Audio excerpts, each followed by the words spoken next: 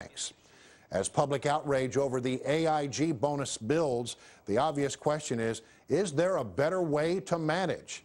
Andy Andrews is the author of the best-selling Traveler's Gift, The 7 Decisions That Determine Personal Success, and he joins us now. Hi, Andy. How you doing? Great, Brian. How are you? Well, look, as we look at this AIG mess, what do you see as a way of opportunity here? Because really, as they say, in chaos there is opportunity, and man, have we got chaos. Yeah, we do have a lot of chaos, and it's amazing to me that it even happened in the first place to this degree.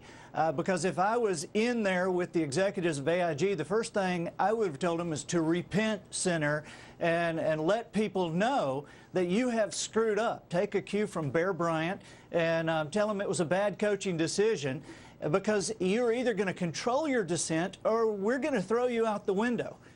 And so is it that these people who have been operating in a certain fashion for so long just don't get it? Frankly, yes. I work with a lot of these guys, and I have to sit down with them sometime and say, look, this is a different world now. With the internet, with everything going on, you're not in your office alone. Everybody, we are all looking over your shoulder.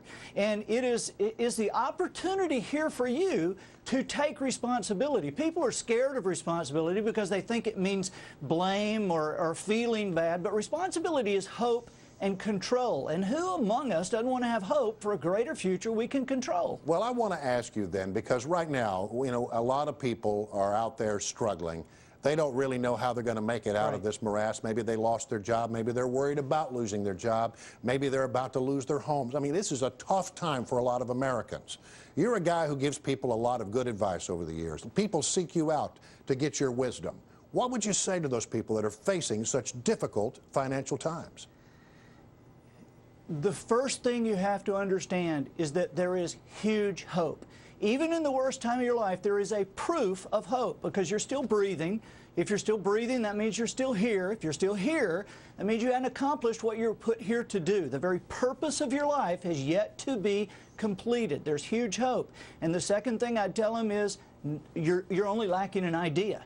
You're not lacking money or time or leadership. One idea is going to change everything, so move. When you talk to people, what is the thing that strikes you about where people are right now? I think part of the thing that really hits me is the sadness and the inability to cope with the situation that they feel like has been thrust upon them. But back to the responsibility issue, when we look and say, you know, I've had some tragedies happen in my life, and I couldn't control any of them.